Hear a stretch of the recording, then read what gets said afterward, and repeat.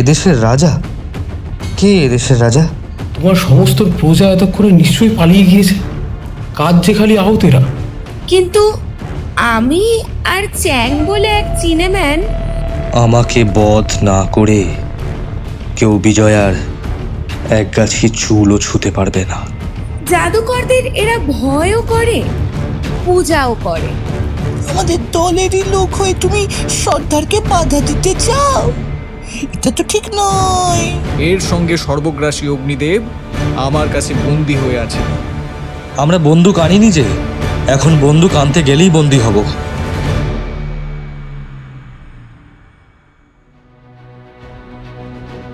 নমস্কার, গল্প কথা ও কাহিনীতে আপনাদের স্বাগত।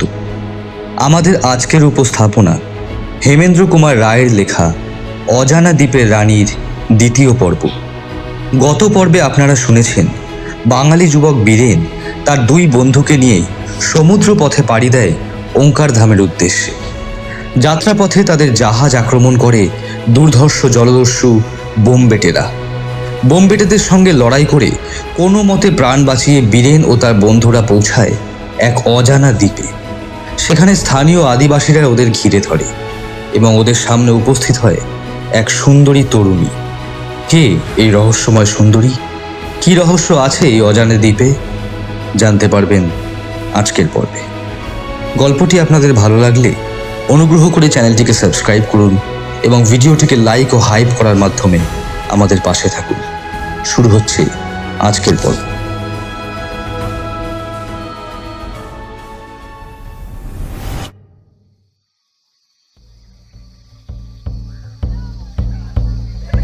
আমিও বলল, সরলদা, হাত বাঁধা, কাজেই হাততালি দিতে পারবো না। কিন্তু গলা যখন খোলা আছে তখন গান গাইবো না কেন? আমি চিনি গো চিনি তোমারে, ও গো বিদেশিনী। কখনো ছায়া দোলানো বনপথ দিয়ে, কখনো রোদ মাখানো সবুজ মাঠের ওপর দিয়ে, এবং কখনো বা চোখ ভোলানো ছোট ছোট পাহাড়ের কোল দিয়ে প্রায় মাইল চারেক পার হয়ে আমরা একটি বড় গ্রামে এসে হাজির হলাম। গ্রাম বলতে আমরা যা বুঝি, এ গ্রাম যেন তার মূর্তিমান প্রতিবাদ। কতকগুলো পাতা ছাওয়া হেলে পড়া ভাঙাচোরা কুড়েঘর এক একটা গর্তের মতো। ঢুকবার পথ ছাড়া সে ঘরগুলোতে আলো হাওয়া আসবার কোনো উপায় নেই। পথঘাটকে আস্তাকুর বললেও বেশি বলা হয় না। এক একটা ঘরের সামনে আবার অনেকগুলো করে রোদে শুকনো মানুষের মুন্ড ঝুলছে। পরে শুনেছিলাম এগুলো নাকি বড় বড় সর্দারের বাড়ি। ছলে বলে কৌশলে যে যত বেশি শত্রুকে সহস্তে বধ করে তাদের মুন্ড সংগ্রহ করতে পারে, এদেশে নাকি সেই তত বড় সর্দার বলে সম্মান পায়। এবং আপনার বড়ত্বের প্রমাণস্বরূপ মুন্ডগুলোকে রোদে শুকিয়ে বাড়ির সামনে এইভাবে প্রকাশ্যে ঝুলিয়ে রাখে। এই কথা শুনবার পর যতদিন এদেশে ছিলাম, কাঁধের উপরে নিজেদের মুন্ডগুলোকে ঠিকঠাক বজায় রাখবার জন্য সর্বদাই অত্যন্ত সাবধানে থাকতাম। এরই মধ্যে একখানা বাড়ি দেখলাম যার দিকে সহজেই সকলের নজর পড়ে।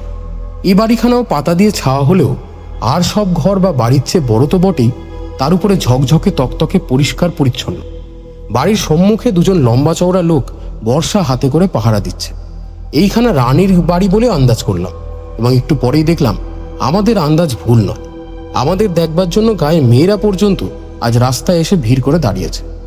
পুরুষদের মতো এখানকার স্ত্রী লোকদেরও লজ্জা রক্ষা পেয়েছে কেবলমাত্র এক এক খণ্ড সরু লেংটির দ্বারা। তবে মানুষের হাড়ের বদলে তারা পাথরের বা প্রবালের গয়না ব্যবহার করে নিজেদের জাতি সুলভ কোমলতার মর্যাদা রেখেছে দেখে কিঞ্চিত আশ্বস্ত হলাম। রানী আমাদের দিকে ফিরেও তাকালেন না, কেবল প্রভুত্বের স্বরে কি একটা হুকুম দিয়ে বাড়ির ভিতরে চলে গেলেন। তারপর আমাদের হাতেরও বাঁধন খুলে দিয়ে ইঙ্গিতে জানলেন আমরা যেন ওই ঘরের ভিতরে প্রবেশ করি। আমরাও আর কাল বিলম্ব না করে ঘরের ভেতর গিয়ে ঢুকলাম। একটা লোক এসে আমাদের পোটলা পুটলি আর বন্দুক তিনটে ঘরের মেঝের উপরে রেখে দিয়ে চলে গেল। উকি মেরে দেখলাম দরজা বা গর্তের বাইরেই প্রায় 20-22 জন লোক পাহারা দিচ্ছে।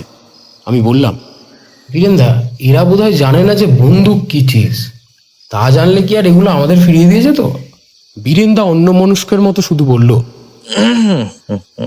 অমিও বলল, আচ্ছা বীরেন্দা, আজ হঠাৎ তুমি এত গম্ভীর হয়ে গেলে কেন বলো দেখি? এমন অ্যাডভেঞ্চারে কোথায় তুমি খুশি হয়ে নাচবে? না, কেবল হু হা দিয়েই কথা সারছো। তোমার কি হলো বলো তো বীরেন্দা? কি ভাবছো তুমি? বীরেন্দা একটু কেঠো হাসি এসে বলল, আকাশ আর পাতালের কথা ভাবছি ভাই। আকাশ আর পাতাল চিরদিনই আছে, আর চিরদিন থাকবেও। তা নিয়ে আবার চিন্তা জুড়ে আক্রান্ত হওয়া কেন? ঈশ্বরও চিরদিন আছেন আর চিরদিন থাকেন। তবু কি মানুষ দিনরাত তারই কথা ভাবতে চেষ্টা করে না? বীরেন্দা, তুমি যে আবার হঠাৎ দার্শনিক হয়ে পড়লে দেখছি, ব্যাপার কি? কেন? দার্শনিক হওয়াটা কি নিন্দের কথা? মোটেই না, কিন্তু আমরা জানতে চাই বীরেন্দা, তুমি কি আজ ওই রূপসী রানীকে দর্শন করেই দার্শনিক হয়ে উঠেছো? বীরেন্দা রেগে কটমট করে আমার দিকে তাকালো, কিন্তু মুখে কিছু বলল না। অমিয় ফিক করে হেসে ফেললো। অন্যদিকে মুখ ফিরিয়ে দাঁড়িয়ে গুনগুন করে গান গাইল। কে জানে কি চোখে দেখেছি তোমায়, প্রাণ আজ খালি ওই নাম খায়। সুষুমা কুসুম দেখে শুধু চায় হতে তার ফুলদানি, ও গো না জানা দ্বীপে রানী। বীরেন্দা খপ করে অমিয়র চুল ধরে এক টান মেরে বলল, এই এই তোমার এই রাবিশ গানগুলো থামাও তো আমিও। তোমার গান শোনবার বিন্দু মাত্র আগ্রহ আমার নেই। দুদিন ধরে এই ঘরে বন্দি হয়ে আছে। বাইরে দিনরাত পাহারা। আমরা বেরোবার চেষ্টা করলে জানোয়ারের সামিল এই বুনো মানুষগুলো বর্ষা উঁচিয়ে তেড়ে আসে। এরা এর মধ্যে যেসব খাবার পাঠিয়েছে তা স্পর্শ করবার ভরসা আমাদের হয়নি। কি জানে বাবা, তার ভিতরে সাপ ব্যাং কি আছে? আমাদের মতো সভ্য মানুষের পেটে ঢুকে তারা যদি উল্টো রকম উৎপাত শুরু করে, তাহলে এই অমানুষের দেশে তার ঠেলা সামলাবে কি? কাজেই পোটলার ভিতরে যেসব চেনা খাবার ছিল তাই খেয়ে উদরস্থ অগ্নিদেবকে ঠান্ডা রাখবার চেষ্টা করলাম। 3 দিনের দিন সন্ধেবেলায় হঠাৎ রাজবাড়ি থেকে আমাদের ডাক পড়ল। রাজবাড়ির গায়ে লাগানো খানিকটা জমির উপরে অনেক ফুল গাছ বসানো হয়েছে। এই অসভ্যের মুল্লুকে বাগান রচনার চেষ্টা দেখে প্রথমটা আশ্চর্য হয়েছিলাম, কিন্তু তারপরে বুঝলাম নিশ্চয়ই রানীর ইচ্ছাতেই এই বাগানের উৎপত্তি হয়েছে। বাগানের মাঝখানে একখানা বেদির উপরে রানী বসেছিলেন। তার পরনে ঠিক বাঙালি মেয়ের মতোই কাপড়, কেবল গায়ে কোনো জামা ছিল না। পরে শুনেছিলাম জামা আর কাপড় পরা নাকি এদেশের সমাজ বিরোধী কাজ, তাই অনেক চেষ্টার পর রানী শুধু কাপড় পরবার অধিকার পেয়েছিলেন। রানীকে দেখে আমরা নমস্কার করলাম। তিনিও প্রতি নমস্কার করে বললেন, বসুন, কিন্তু আপনাদের ওই ঘাসের উপরেই বসতে হবে। এদেশে রাজা কি রানীর সামনে কেউ আসনে বসতে পায় না। বীরেন্দা ব্যস্ত কণ্ঠে জিজ্ঞেস করলো, এদেশের রাজা? কে এদেশের রাজা? রাজা কেউ নেই, আমি যে কুমারী। বীরেন্দা যেন কতকটা আশ্বস্ত হয়ে মাটির উপরে বসে পড়ল। আমি বললাম, কিন্তু রানীজি, আপনি কি করে এখানে এলেন? অদৃষ্টের বিড়ম্বনায়। কতদিন আগে জানি না, বোধহয় 10-12 বছর হলো আমি এখানে এসেছি। আমার বাবা সাহেবদের ফৌজে কি কাজ করতেন। বাবা আর মায়ের সঙ্গে বাংলাদেশ থেকে জাহাজে চড়ে আমি চীন দেশে যাচ্ছিলুম। আমার বয়স তখন 9 বছর। সমুদ্রে হঠাৎ ঝড় উঠে আমাদের জাহাজকে বিপথে নিয়ে গিয়ে ডুবিয়ে দেয়। বাবার মা কোথায় ভেসে গেল জানি না, কিন্তু আমি আর চ্যাং বলে এক চীনেম্যান ভাসতে ভাসতে এই দ্বীপে এসে পড়ি। আপনার সঙ্গে চ্যাং বলে এক চীনেম্যান ছিল? হ্যাঁ। সে কি এখনো এখানেই আছে? না, শুনুন, সব বলছি। দ্বীপের এই অসভ্যরা আমাদের দেখতে পেয়ে নিয়ে আসে। ঠিক সেই দিনই এদের রাজা কোনো ছেলে মেয়ে না রেখেই মারা যান। আমাকে পেয়ে তারা ভাবলে যে সাগর দেবতা আমাকে তাদের কাছে উপহার পাঠিয়ে দিয়েছেন। তাই পুরুতরা খুব খুশি হয়ে ঘটা করে আমাকে তাদের সিংহাসনে বসালে। আর সেই চ্যাং? চ্যাংকে তারা প্রথমে জুজু ঠাকুরের সামনে বলি দিতে চেয়েছিল। জুজু ঠাকুর? হ্যাঁ, জুজু হচ্ছে এদের প্রধান দেবতা। জুজুর পুরুতরাই এখানকার সর্বে সর্বা। আমাকেও তাদের হুকুম মেনে চলতে হয়। তারপর যে কথা হচ্ছিল তাই বলি। চ্যাংকে তারা বলি দিতে চাইলে আমি কিন্তু অনেক কষ্টে চ্যাংকে বাঁচাই। চ্যাং কিছুদিন আমার সঙ্গে সঙ্গেই রইল, কিন্তু তারপর হঠাৎ একদিন জুজুর মন্দির থেকে একখানা হিরে চুরি করে কোথায় যে পালালো, আর তার কোনো খোঁজই পাওয়া গেল না। অমিয় বলল, বোধহয় সেই চ্যাংয়ের সঙ্গে আমাদেরও দেখা হয়েছে। আমরা সব কথা খুলে বললাম। রানী চিন্তিতভাবে বললেন, চ্যাং তাহলে নিশ্চয় জুজুর মন্দির লুটতে চায়। এই জুজুর মন্দিরে যত হিরে মানিক আছে, পৃথিবীর কোনো রাজার ঘরেও তা নেই। বীরেন্দা বলল, ভয় নেই, আমরা আপনাদের রক্ষা করব। চ্যাংয়ের হাত থেকে তো আপনারা আমাদের রক্ষা করবেন, কিন্তু তার আগে পুরুতদের হাত থেকে আপনাদেরকে রক্ষা করবে। সে আবার কি? পুরুতরা যে জুজুর সামনে আপনাদেরও বলি দিতে চায়। আমরা সবাই চমকে উঠলাম। রানী বললেন, অবশ্য আপনাদের হয়ে আমি পুরুতদের কাছে অনেক কাকুতি মিনতি করেছি, আর আমার কথা শুনে তাদের মনও অনেকটা নরম হয়ে এসেছিল। কেবল একজন পুরুতের শত্রুতায় আমার চেষ্টা সফল হয়নি। আপনাদের উপরেও তার বিষম রাগ। কেন?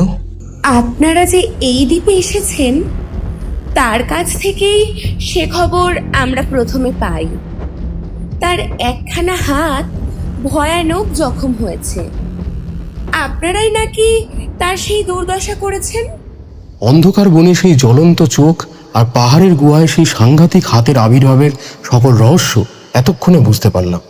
আমি বললাম, কিন্তু রানীজি, সে যে গায়ে পড়ে আমাদের আক্রমণ করেছিল, আরেকটু হলেই সে যে আমাদের একজনকে খুন করে ফেলতো।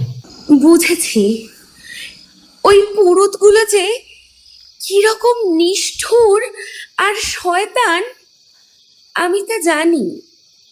তাদের প্রধান আনন্দ হচ্ছে নরহত্যা করা। বলি দিয়ে তারা মানুষের মাংস খায়। পুরুতরা এখন বলছে একবার আমার কথায় চ্যাংকে ছেড়ে দিয়ে তারা ঠকেছে, এবারে আর তারা ঠকতে রাজি নয়। এ রাজ্যে তারা কোনো বিদেশিকে থাকতে দেবে না। তারা আপনাদের ধরে বলি দেবেই। বেশ, তারা তাহলে চেষ্টা করেই দেখুক না। আজ থেকেই তাহলে আমরা নিজ মূর্তি ধারণ করব, বাহুবলেই আমরা আত্মরক্ষা করব। হাজার হাজার লোকের ভিতরে আপনাদের তিনজনের বাহুবলের দাম কতটুকু? আমাদের বুদ্ধি আছে, আমাদের বাহুবল আছে, আর আমাদের বন্দুক আছে। বন্দুকের শক্তি ওরা না জানুক, আপনি তো জানেন। জানি, কিন্তু অকারণে বিপদকে ডেকে এনে রক্তপাত করে লাভ কি? তার চেয়ে কৌশলে কার্যোদ্ধার করার চেষ্টা করুন। কি কৌশল? আপনি বলুন। এই অসভ্যরা যেমন হিংসুক, তেমনি আবার ছেলে মানুষের মতো সরল আর ভীতু। যা অসম্ভব, অর্থাৎ এদের কাছে যা অসম্ভব, তা যদি কেউ সম্ভবপর করে তুলতে পারে, তার কাছে এরা কুকুরের মতো পোষ মানে। কিন্তু আমাদের তাহলে কি করতে হবে? এখানে সবচেয়ে আদর পায় জাদুকররা। জাদুকরদের এরা ভয়ও করে, পূজাও করে। আপনারা কেউ কি কোনো রকম ছোটখাটো ম্যাজিক ট্যাজিক জানেন? দাঁড়ান দাঁড়ান, একটা কথা জিজ্ঞাসা করি। এখানে কি বাইরের সভ্য দেশ থেকে মাঝে মাঝে লোক আসে? কই, আমি তো দেখিনি। এই দ্বীপের বাইরে যে দেশ আছে তাও এরা জানে না। তবে আমি থাকতে থাকতেই অনেক বছর আগে বোধহয় একখানা জাহাজ এখানে এসে একদিনের জন্য নোঙর করেছিল।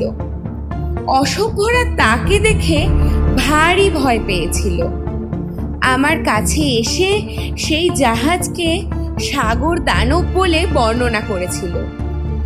আমার বিশ্বাস চ্যাং পালিয়েছিল সেই জাহাজে চড়ে। বেশ, তাহলে আমি এদের গোটা কয়েক ম্যাজিক দেখাতে রাজি আছি। তাহলে আর কিছু ভাবতে হবে না, আপনাকে এরা ঠিক জ্যান্ত জুজু ঠাকুরের মতন পূজা করবে। তাহলে আজকেই আমি ঘোষণা করে দেব যে স্বর্গে জুজু ঠাকুর থাকেন, আপনারা সেই স্বর্গ থেকেই জুজুর ভক্তদের সঙ্গে দেখাশুনো করতে এসেছেন। কাল সকালে রাজবাড়ির সামনের মাঠে আপনারা সকলকে আশীর্বাদ করবেন আর নিজেদের অদ্ভুত ক্ষমতা দেখাবেন। কেমন? আপনারা মান রাখতে পারবেন তো? কারণ এর ওপরেই আপনাদের জীবন মরণ নির্ভর করছে। এরা যখন বাইরের জগতের কিছুই জানে না, তখন আমি নিশ্চয়ই এদের ভরকে দিতে পারবো।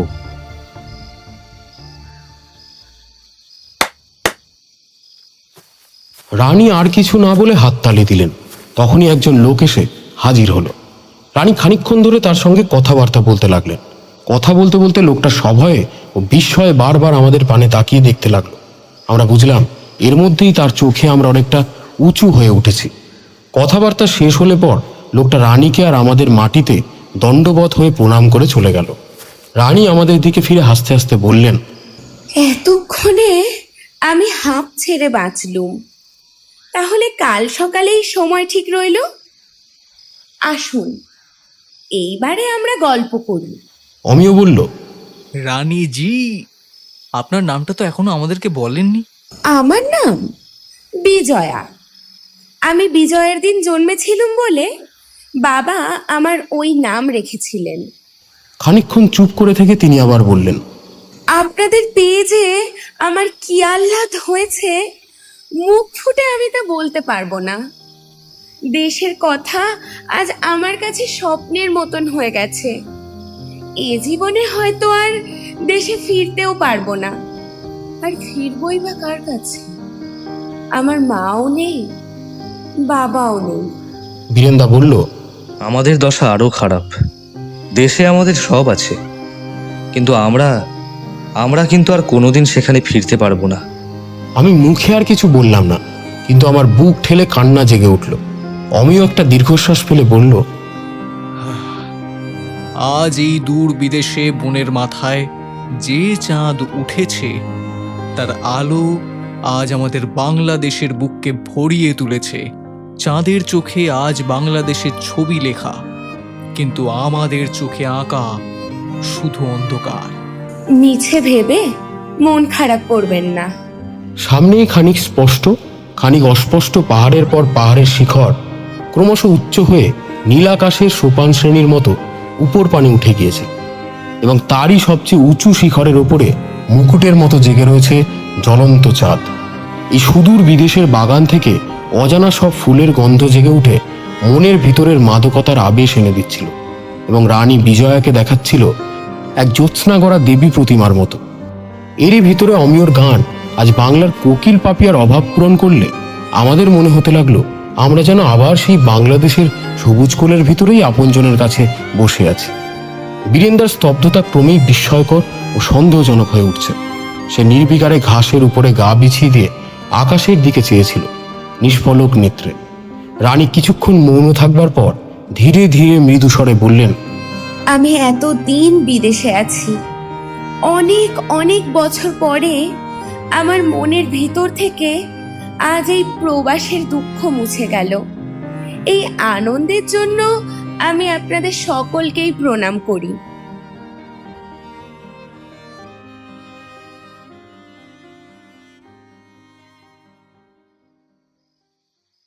পরের দিন খুব সকালবেলায় ঘুম থেকে উঠেই দেখি আমাদের ঘরখানা জনতা পরিপূর্ণ হয়ে গিয়েছে। ঘরের ভিতরে লোক দাঁড়িয়ে রয়েছে প্রায় 25-30 জন। সকলেরই মুখ অত্যন্ত গম্ভীর এবং সকলেরই দেহ কাঠের পুতুলের মতো অত্যন্ত আড়ষ্ট। প্রথমটা আমার বুক যেন ছেদ করে উঠল। কে এরা? সেই হতভাগা জুজুর কাছে এরা কি আমাদের মুন্ডগুলোকে ধর থেকে আলাদা করবার জন্য নিয়ে যেতে এসছে? ধর্মড়িয়ে উঠে বসে পাশ থেকে বন্দুকটা তুলে নিলাম, কিন্তু তারপরেই দেখলাম বিছানার উপরে বীরেন্দা আর অমিয় অত্যন্ত প্রশান্ত মুখে গদিয়ানি চালে বসে রয়েছে। বীরেন্দা শান্তভাবে হেসে বলল, ভয় নেই সরল ভাইয়া, তোমার মনের কথা আমি বুঝতে পেরেছি, কিন্তু এদের দেখে তুমিও কি কিছু বুঝতে পারছো না? এরা হচ্ছে সেই জুজুর তেদর পুরুতের দল। এরা বোধহয় ভানুমতির খেল দেখবার জন্য আমাদের নিয়ে যেতে এসেছে। ঘরের লোকগুলোর দিকে ফিরে তাকালাম। তাদের সাজগোজ এখানকার সাধারণ লোকগুলোর মতো নয়। তাদের মাথায় রয়েছে পাখির পালকের মুকুট, সর্বাঙ্গে আঁকা নানান রকম অদ্ভুত উল্কি, হাতে বর্ষা বা ধনুকের বদলে এক একটা কালো রঙের লাঠি, এবং কোমরে লেংটির বদলে বাঘের ছাল। লোকগুলোর চোখে কোনো রকম বন্ধুত্বের ভাব না মাখানো থাকলেও ভয়, সম্ভ্রম অথচ অবিশ্বাসের আওয়াজ যেন রীতিমতোই পাওয়া গেল। আমাদের সকলকে জেগে উঠতে দেখে তারা হাত তুলে দরজার দিকে আঙুল দেখালো।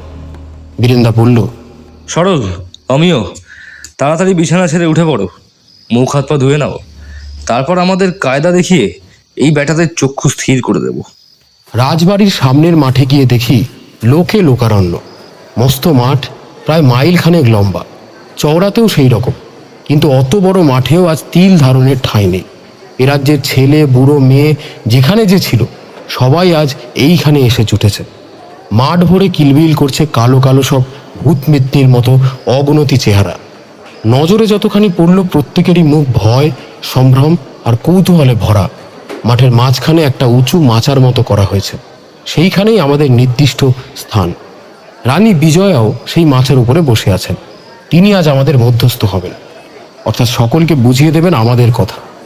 ঘরে আজ সকালে যাদের দেখেছি তাদেরই মতো বুঝলাম এরা হচ্ছে এই রাজ্যের পুরোহিতের দল। ভালো করে চেয়ে দেখলাম প্রত্যেক মুখেই ঘৃণা ও অবিশ্বাসের আভাস। ভেলকিবাজি যদি তাদের মনের মতো না হয় তাহলে আমাদের অবস্থাও যে আরামদায়ক হবে না তাও বেশ বোঝা গেল। আচম্বিতে শিঙা ও দামামা বেজে উঠল। সঙ্গে সঙ্গে রানী বিজয়া উঠে দাঁড়িয়ে বললেন, বীরেনবাবু, এইবার আপনার ম্যাজিক শুরু করুন। বীরেন্দা উঠে দাঁড়ালো। একবার লোক ভুলোবার জন্য আকাশপানে মুখ ও হাত তুলে চোখ মুদে খানিকক্ষণ দাঁড়িয়ে রইল। তারপর মুখে গাম্ভীর্যের বোঝা নামিয়ে প্রাণপণে চক্ষু বিস্ফারিত করে চেঁচিয়ে হাত পা ছুঁড়ে বলল, ওরে অসভ্য বন মানুষের দল, তোরা নাকি আমাদের বলি দেওয়ার মতলব করেছিস? তোরা কি জানিস না যে আমরা একটা করে আঙুল তুললে তোরা সবাই এখনই ভগবান জুজুর অভিশাপে পুড়ে ভস্ম হয়ে যাবি? তোরা আমাদের ক্ষমতা দেখতে চাস? বেশ, তবে তাই দেখ, এই চেয়ে দেখ, আমার হাতে একটা জিনিস রয়েছে। এই জিনিসের গুণে চন্দ্র, সূর্য, পাহাড় আর সুদূরের সমস্ত দৃশ্য আমাদের কাছে এসে ধরা দেবে। যদি বিশ্বাস না হয়, জুজুর প্রধান পুরোহিত আমার কাছে আসুক, স্বচক্ষে সে আমার ক্ষমতা দেখে যাক। বীরেন্দার হাতের জিনিসটা আর কিছুই নয়, দূরবীন। রানী বীরেন্দার কথাগুলো সবাইকে বুঝিয়ে দিলেন। জুজুর প্রধান পুরোহিতের মুখে বিস্ময় আর সন্দেহের ভাব ফুটে উঠল। পায়ে পায়ে থতমত খেয়ে সে আমাদের কাছে এগিয়ে এলো। বীরেন্দা দূরবীনটা তার চোখের সামনে ধরল।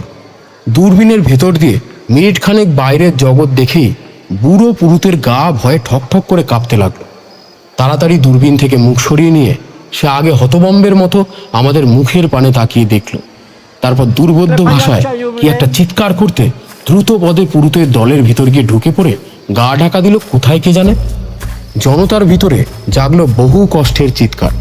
রানী আমাদের দিকে ফিরে বললেন, ওরা বলছে আপনারা সবাই স্বর্গীয় জাদুকরের বাচ্চা।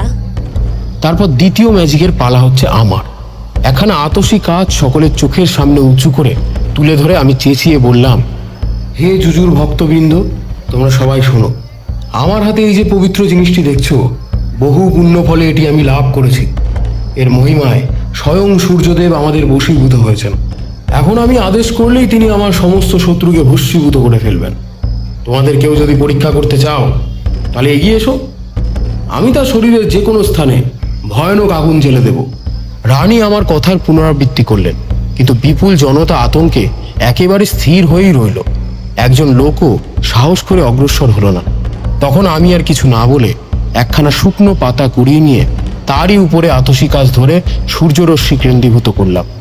পাতাখানা যেই দাউ দাউ করে জ্বলে উঠল, সমস্ত মাঠের লোক একসঙ্গে চিৎকার করতে লাগলো। সে ভীষণ চিৎকারে কান যেন ফেটে যাবার মতো হলো। চিৎকার থামলে পর তৃতীয় ম্যাজিক দেখালো অমিয়।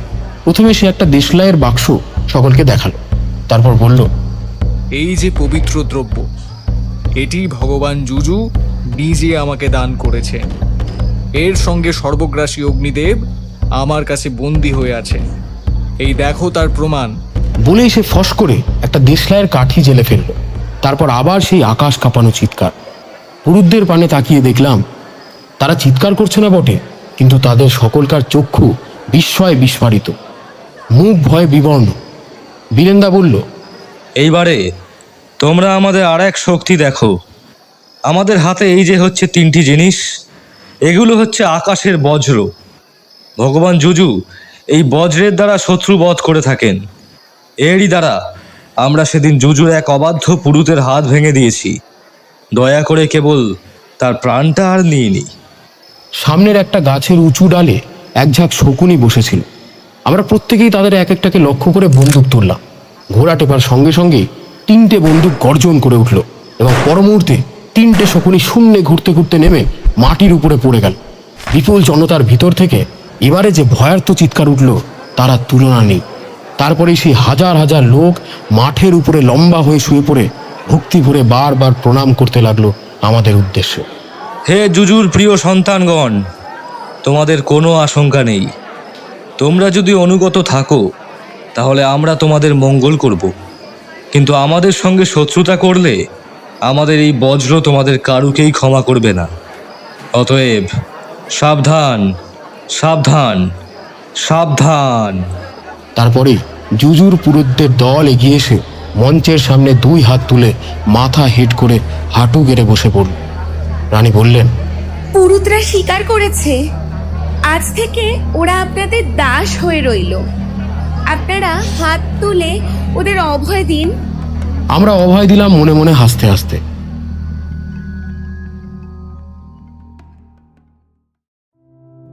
এই যে বিজয়া মেয়েটি, আমাদের সকলেরই চোখে একে বড় মিষ্টি লাগলো। দেশে যেসব আমাদের চেনা মেয়ে ছিল তাদের সঙ্গে বিজয়ার কিছুই মেলে না। সে বাঙালির মেয়ে, ওই পর্যন্তই। আর তার কারণও বোঝা শক্ত নয়। বাল্য বয়স থেকেই সেই অসভ্যদের দলের ভিতরে বন্য প্রকৃতির মাঝখানে মানুষ হয়েছে। আদব কায়দা বা সামাজিকতা কিছুই সে শেখেনি, এবং যেটুকু শিখেছিল তাও বোধহয় ভুলে গিয়েছে। তাই বাঙালি পুরুষদের চেয়ে সে বেশি সপ্রতিভ এবং বেশি স্বাধীন। 5 জন সভ্য মানুষের সঙ্গে মিশতে গেলে মানুষের যেটুকু আত্মগোপন করার দরকার হয় সেটুকু খলকপটতাও তার কথায় বা ব্যবহারে বা ভাবভঙ্গিতে ছিল না। ফলে দিন 10 ভেতরেই বিজয়া আমাদের সঙ্গে একেবারে আমাদের মতন হয়ে মিলে গেল। আমরা যে যুবক এবং সে যে রূপসী যুবতী, তার ভাব দেখলে মনে হতো এ সংকোচ তার মনের ভিতরে যেন একেবারে উকি দেয়। সে আমাদের নাম ধরে তুমি বলে ডাকতে শুরু করেছিল এবং আমাদেরও মানা করে দিয়েছে আমরাও যেন তার রানী উপাধি বাদ দিয়ে নাম ধরে তাকে ডাকি।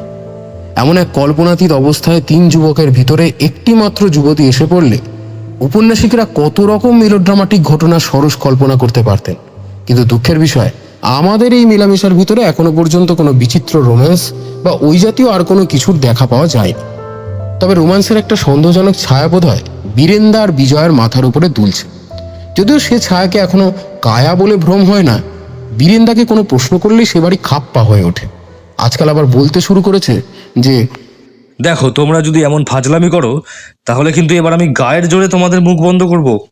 অমিও বলল, বীরেন্দা, ইংরেজরা বছরে বছরে এত লোককে ফাঁসি দিয়েও আর জেলখানায় পাঠিয়েও দুর্বল ভারতবাসীর মুখ গায়ের জোরে বন্ধ করতে পারেনি। গায়ের জোরে তুমি বা কেমন করে আমাদের মুখগুলো বন্ধ করবে? সত্যি বীরেন্দা, তোমার পায়ে পড়ি, বলো না তুমি কাকে ভালোবাসো? কারুকে না, কারুকে না, আমি ভালোবাসি খালি নিজেকে।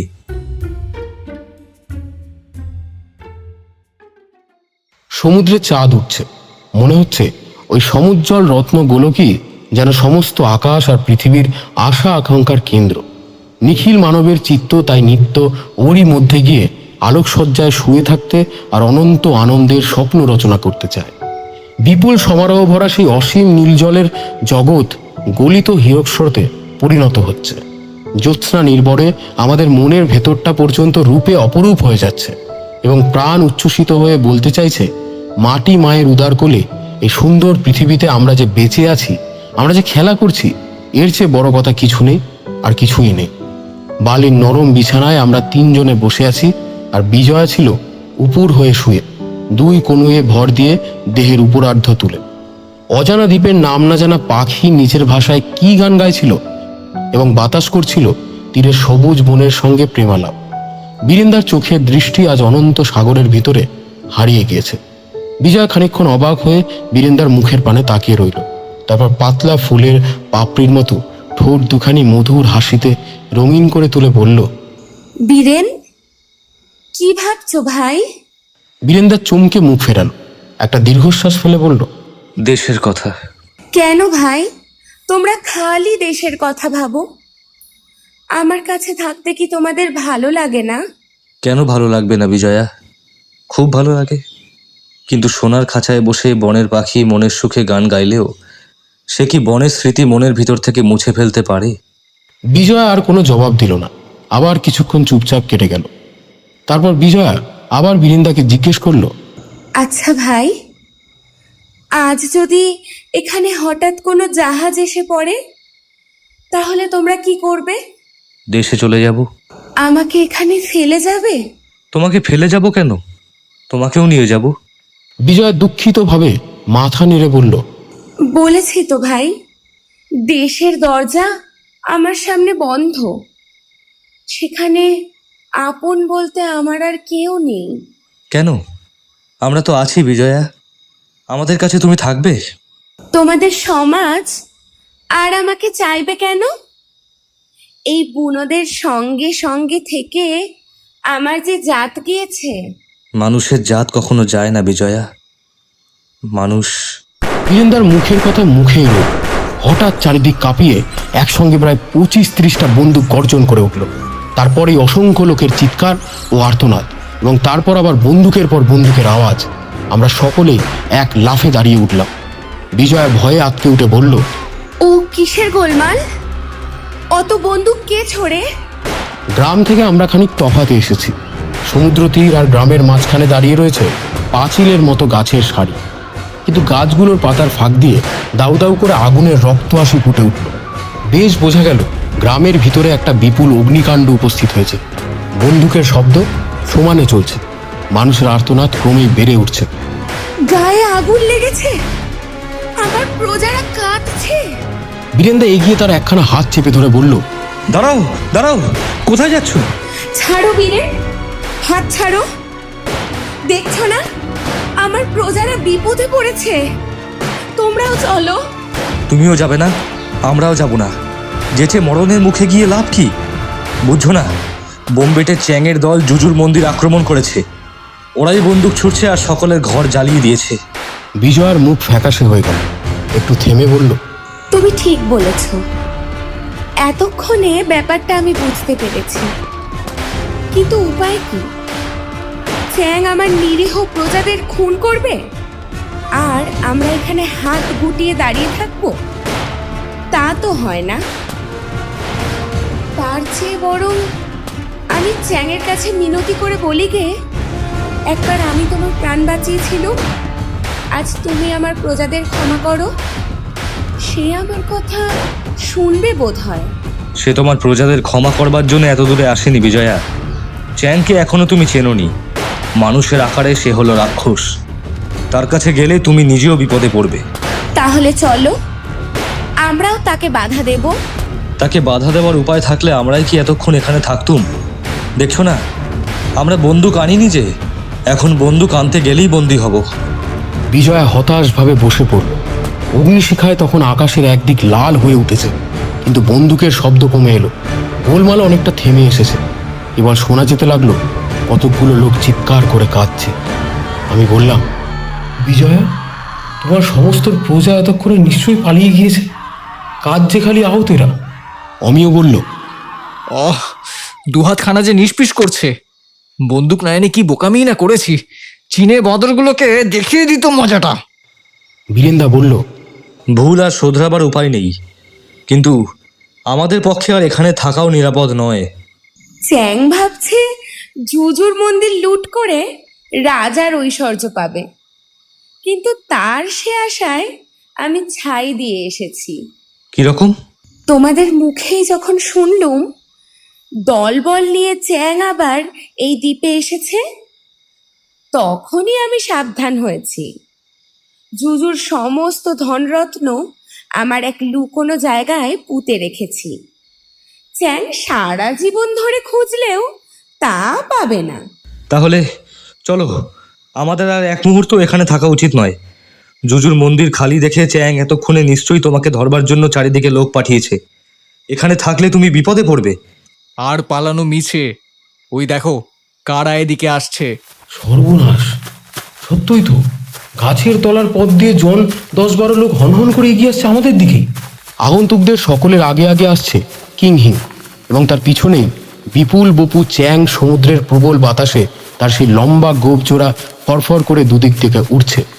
কিংহিং তার সদা হাস্যময় মুখে আরো বেশি হাসি ফুটিয়ে বলল, আরে আরে আরে আরে, বীরেন বাবু যে, বীরু বাবু, আরে আরে আরে, সরু বাবু আর অমি বাবু ও যে, তাহলে তো বেঁচে পড়তে মনের সুখে আছো।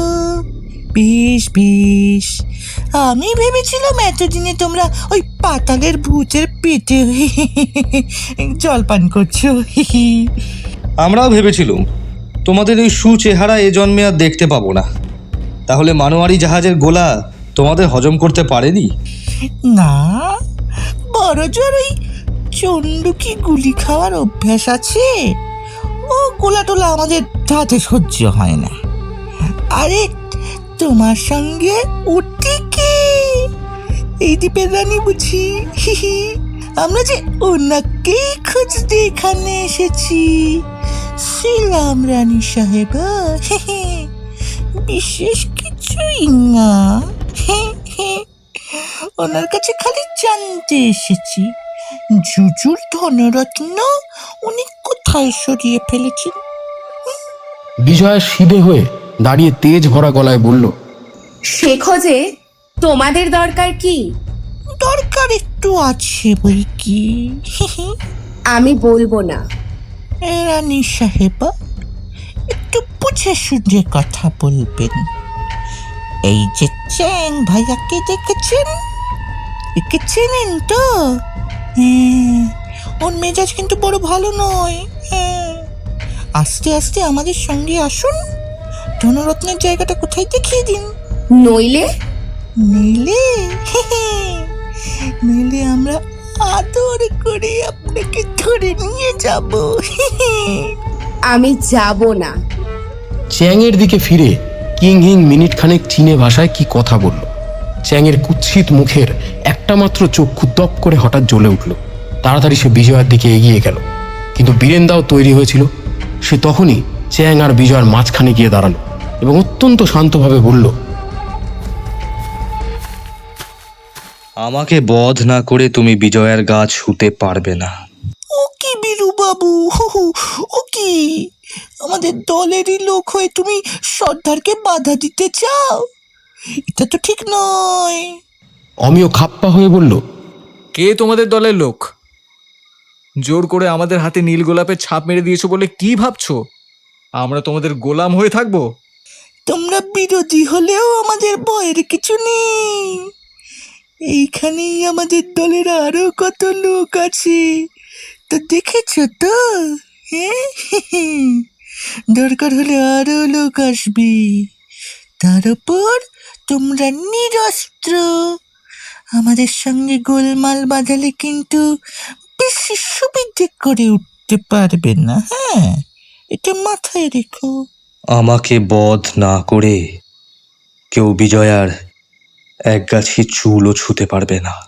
কাপড়ের ভেতর থেকে ফস করে একখানা চকচকে ছোড়া বার করে বিজয়া বলল, আমাকে কেউ ছোবার আগে এই ছোড়ার কথা যেন ভুলে না যায়। এই বলে সে ছোড়াখানাকে বাগিয়ে ধরে এমনভাবে রুখে দাঁড়ালো যে তার সেই মহিমময়ী তেজস্বিনী মূর্তি দেখে আমি মুগ্ধ হয়ে গেলাম। সে মূর্তি যেন বাঙালির মেয়ে নয়, বাংলাদেশের মানুষ হলে বিজয়া হয়তো এমন বুকের রক্ত তাতানো অপূর্ব মূর্তি ধারণ করতে পারতো না। হ্যাঁ, এই বিজয়া সিংহ বাহিনীরই জাত বটে। কিংহিংয়ের হাসি আরো মিষ্ট হয়ে উঠল।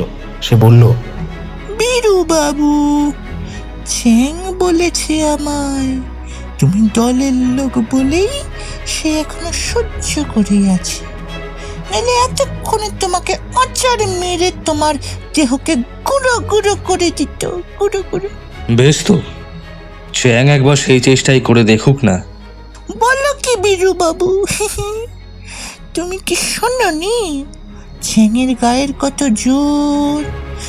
চীন দেশে সে একজন বিখ্যাত পালোয়ান, জীবনে সে কোনোদিনও কারোর কাছে হারেনি। জীবনে আমার সঙ্গেও চ্যাং কোনোদিন লড়াই করেনি। তাহলে এবারে তুমি মারো। বলেই কিংহিং চীনে কথায় চ্যাংকে কি বলল। বোধহয় বীরেন্দা তার সঙ্গে লড়তে চায় শুনে চ্যাং আকাশের দিকে মুখ তুলে বিশ্রী ঝাঁকড়া গলায় তীব্র অট্টহাস্য করতে লাগলো। তেমন ভয়ানক হাসি আমি আর কখনো শুনিনি। বীরেন্দা ঠাস করে চ্যাংয়ের গালে এক চড় মেরে বলল, তোমার এই বেসুরো হাসি আমার ভালো লাগছে না, শিগগির চুপ করো। চড় খেয়ে চ্যাংয়ের মুখের ভাব যেরকম হলো, দেখলেই বুকের কাছটা শিউরে ওঠে। তার সেই প্রায় 7 ফুট লম্বা দেহ যেন আরো উঁচু হয়ে উঠল এবং ভীষণ এক গর্জন করে সিংহের মতো সে বীরেন্দার উপর লাফিয়ে পড়ল। স্যাত করে একপাশে সরে যেতে যেতে বীরেন্দা দুম করে চ্যাংয়ের পাছায় এক লাথি বসিয়ে দিল এবং টাল সামলাতে না পেরে চ্যাং তখনই দরাম করে মাটির উপর পড়ে গেল। সঙ্গে সঙ্গে বীরেন্দা তার উপরে ঝাঁপিয়ে পড়ে তাকে 2 হাতে জড়িয়ে ধরল। চ্যাংও প্রাণপণে জড়িয়ে ধরল বীরেন্দাকে। তারপরে সেই আলিঙ্গনবদ্ধ অবস্থাতেই দুজনে গড়াতে গড়াতে খানিক দূর চলে গেল। বিজয় কৌতুক ভরে বলে উঠল, বাহ বীরেন, চমৎকার চমৎকার। তারপর সে যে বিষম মরণযুদ্ধ শুরু হলো, আমি তা ভাষায় বর্ণনা করতে পারবো না।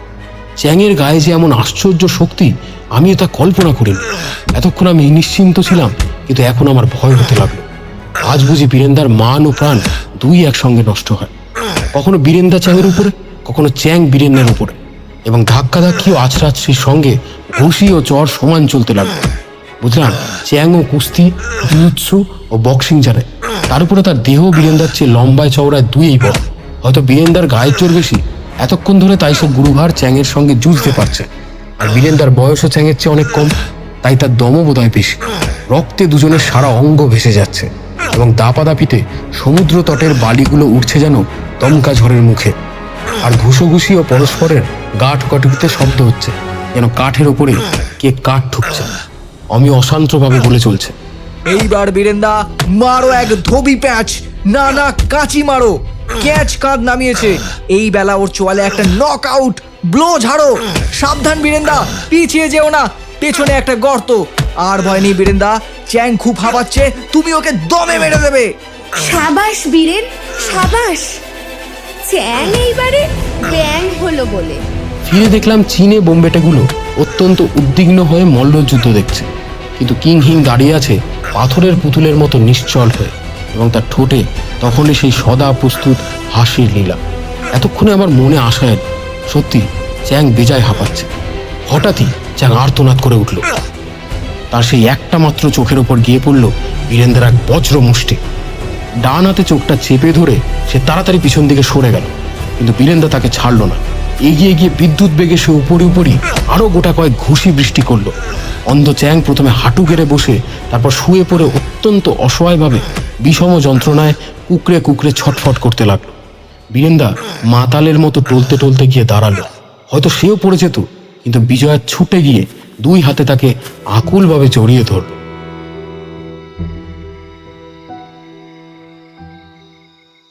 কিংহিং তিক্ত স্বরে হেসে উঠে চীনা ভাষায় চেঁচিয়ে কি বলল।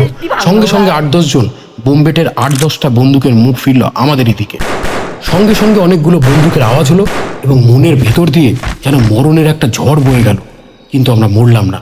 মাটির উপরে লুটিয়ে পড়ল 4-5 জন চীনে বোম্বেটে। বিস্মিতভাবে ফিরে দেখি গাছের তলা থেকে পড়ে পড়ে মানোয়ারির ঘোড়ার দল বেরিয়ে বেগে আমাদের দিকে ছুটে আসছে। আবার কতকগুলো বন্দুকের আওয়াজ। কিংহিং আর বাকি বোম্বেটেগুলো হতাহত হয়ে মাটির উপরে আছড়ে পড়ল। জাহাজি ক্যাপ্টেনের পোশাক পরা এক সাহেব ছুটে এসে বীরেন্দার 2 হাত ধরে ঝাঁকনি দিয়ে প্রশংসা ভরা গলায় বলল, আমরা লুকিয়ে দাঁড়িয়ে থেকে সব দেখেছি। You guys are heroic. বীরেন্দা শান্ত হয়ে বালির উপরে বসে পড়ে বলল, তোমরা আমাদের প্রাণ আর এই বীর মহিলার প্রাণ বাঁচালে। ভগবান তোমাদের পাঠিয়েছেন। ধন্যবাদ, অনেক ধন্যবাদ। এখন এর বেশি আর কিছু বলবার শক্তি আমার নেই। সাহেব বলল, এই ভীষণ স্টাবার্ন বম্বেটেদের জন্য চীন সমুদ্রে ট্রেলার তৈরি হয়েছে, তাই গভর্নমেন্ট এদের ক্যাপচার করার জন্য এই মানোয়ারি শিপ পাঠিয়েছে। আজ কদিন ধরে আমরা এদের পিছনে পিছনে আছি, কিন্তু কিছুটাই এদের ধরতে পারিনি। আজ হয়তো এই ডেভিলের বাচ্চাগুলো আমাদের চোখে ধুলো দিত। কেবল তোমাদের জন্যই আজ এদের বন্দি করতে পারলাম। Thank you so much young man. ওদিকে চ্যাং আর একবার অনেক কষ্টে উঠে বসবার প্রাণপণ চেষ্টা করলো, কিন্তু একটু উঠেই আবার বালির উপর মুখ থুবড়ে পড়ে গেল। কিংহিং 2 হাতে ভর দিয়ে রক্তাক্ত দেহ নিয়ে উঠে বসল। তখনও তার সারা মুখ হাসছে আর হাসছে।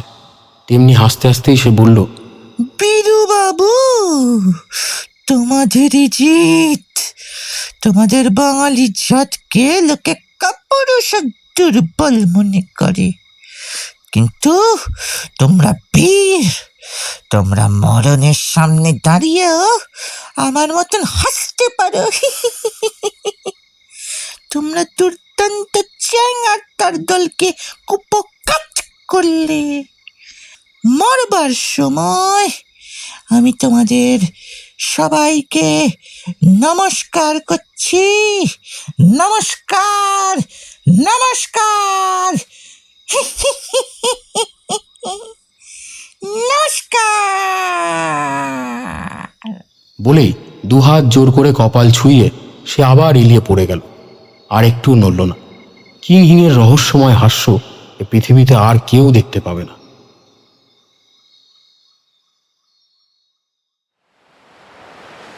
আজ সকালের প্রথম সূর্যের আলোয় আকাশ আর পৃথিবী যখন অগাধ শান্তির হাসি হেসে উঠল, আমাদের নৌকাও তখন ডাঙা ছেড়ে সেই মানোয়ারি জাহাজের দিকে এগিয়ে চলল।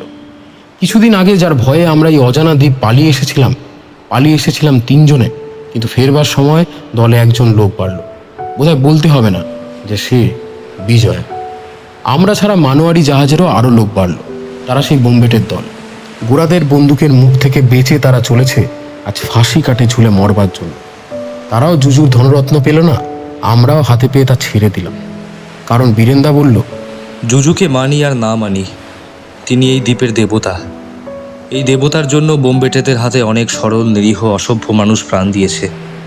তাদের রানীকেও আমরা হরণ করে নিয়ে চলেছি। এখন বেচারিদের দেবতারও গয়না চুরি করলে আমাদের পক্ষে মহা পাপ হবে। আমরাও বীরেন্দার কথায় সায় দিলাম। জাহাজ ছাড়ল। হয় ডেকের উপরে রেলিং ধরে বিজয় দাঁড়িয়ে আছে। ছবির মতন স্তব্ধ নীলাকাশের তলায় সেই সবুজ দ্বীপটি যখন ক্রমেই ছোট হয়ে স্বপ্নের মতো মিলিয়ে গেল, তখন বিজয়ের চোখ দিয়ে ঝরতে লাগলো অশ্রুবিন্দুর পর অশ্রুবিন্দু। বীরেন্দা সমবেদনা ভরা কণ্ঠে বলল, বিজয়া, তুমি কাঁদছো?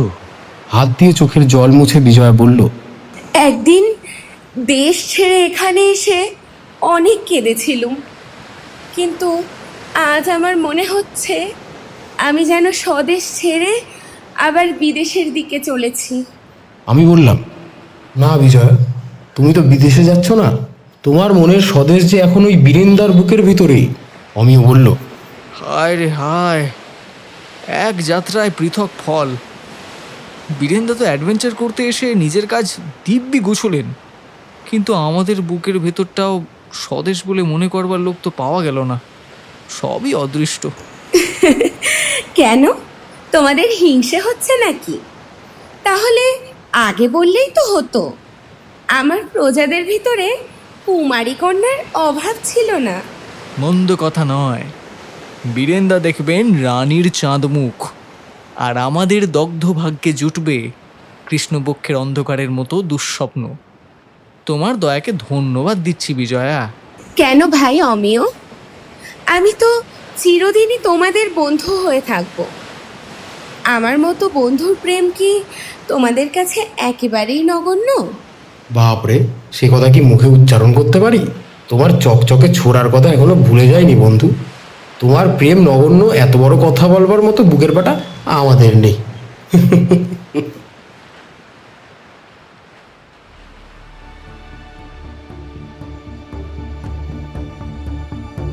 শেষ হলো আজকের গল্প হেমেন্দ্র কুমার রায়ের লেখা অজানা দ্বীপের রানী।